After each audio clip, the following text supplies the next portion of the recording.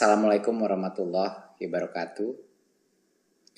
Saya ingin pertama ucapkan terima kasih atas kehadiran Bapak Menpan RB, Ibu Menq, dan Bapak Menek BUMN untuk kehadirannya hari ini yang sungguh mengembirakan bagi ujung tombak pendidikan kita, yaitu para guru-guru honorer dan juga dosen kita.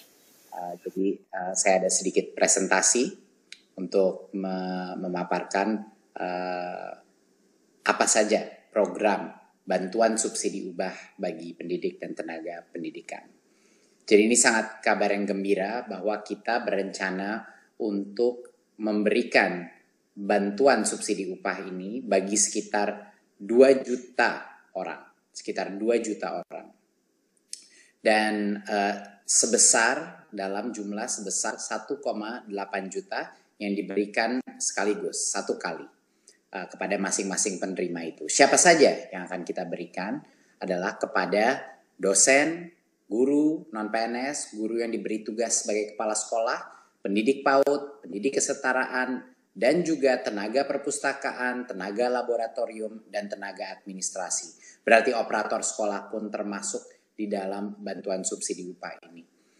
Kami mensasar total sekitar 2 juta orang, lebih dari 2 juta orang, 162.000 dosen dari PTN dan PTS, dan 1,6 juta, sedikit lebih dari 1,6 juta guru dan pendidik non-PNS pada satuan pendidikan negeri dan juga swasta. Jadi banyak yang menanyakan kami juga apakah ini termasuk swasta. Jawabannya adalah iya, karena guru-guru kita ada di sekolah-sekolah swasta dan mereka pun berhak mendapatkan bantuan dari pemerintah. Dan 237.000 sekitar tenaga perpustakaan, operator, tenaga laboratorium, dan tenaga administrasi tidak bisa di-exclude daripada bantuan ini.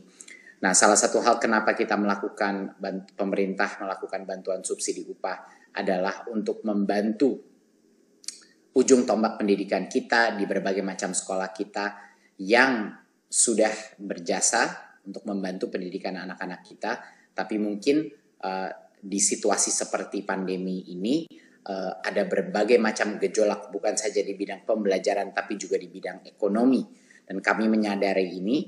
Dan sekali lagi ini adalah hasil dari perjuangan bukan hanya Kemendikbud, tapi hasil perjuangan dari Kemenpan RB, Kemenq, Menek BUMN, dan tentu saja dorongan dari Pak Presiden, dan juga dari dukungan penuh dari Komisi 10 DPR RI yang telah juga berjuang untuk bantuan ini.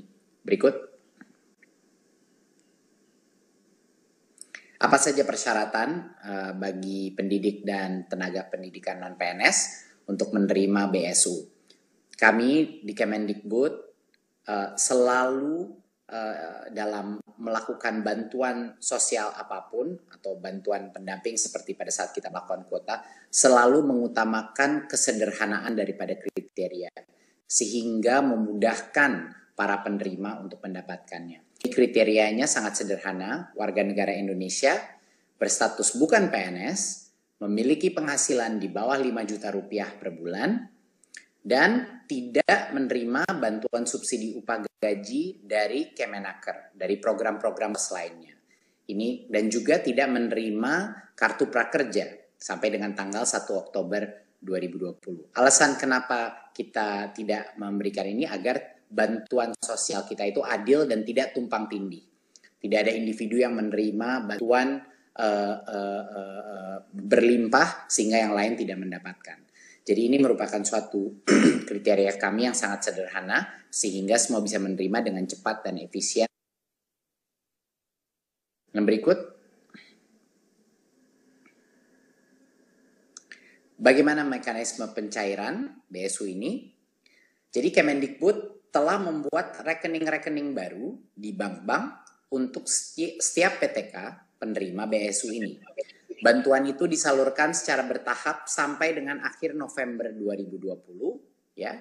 Dan bagi para guru-guru dan dosen bisa mengakses infonya di info.gtk.kemdikbud.go.id, ya, bisa mengakses di mana rekening mereka, apa persyaratan yang belum dipenuhi, atau untuk yang perguruan tinggi di pangkalan data Dikti, pddikti.kemdikbud.go.id, untuk menemukan informasi terkait status pencairan dan lain-lain, rekening bank masing-masing dan lokasi bank cabang.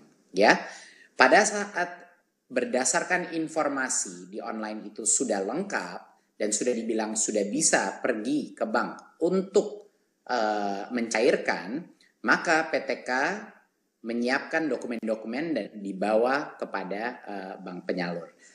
Dokumen apa saja yang harus dibawa? Tentunya kartu tanda penduduk KTP, NPWP jika ada, kalau tidak ada tapi masih bisa menerima.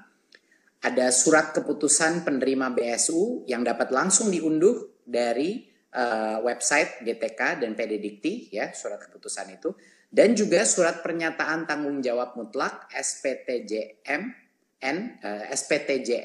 yang diunduh juga pada website GTK dan PD Dikti. Dan ini yang kedua, SPTJM ini harus di-print dan ditandatangani dengan materai. Ya, jadi semua kebutuhan di luar KTP dan NPWP itu ada di laman website baik GTK maupun PD Dikti. Pada saat itu sudah lengkap, mari PTK akan mendatangi bank penyalur dan melakukan aktivasi rekening dan langsung menerima BSU tersebut. Ya, PTK membawa dokumen. PTK diberikan waktu untuk mengaktifkan rekeningnya hingga tanggal 30 Juni 2021. Ini kita memberikan waktu yang sangat panjang untuk memastikan semuanya bisa mendapatkan. Kalau misalnya ada kendala teknis, dia cukup waktu untuk mendapatkannya. Saya rasa sekian dari saya. Mungkin terakhir yang saya ingin ucapkan adalah bahwa ini adalah bentuk apresiasi dan juga keprihatinan dari pemerintah pusat untuk semua jasa guru-guru non-PNS yang sudah ada di negara ini. Di masa krisis kesehatan ini dan krisis ekonomi ini, pemerintah harus hadir untuk para tenaga honorer kita dan juga dosen-dosen kita untuk membantu mereka melalui masa kritis ini dengan ekonomi, bantuan dukungan ekonomi yang bisa menyemangati mereka untuk terus mendidik anak-anak kita, untuk terus berinovasi di bidang pendidikan. Terima kasih. Wassalamualaikum warahmatullahi wabarakatuh.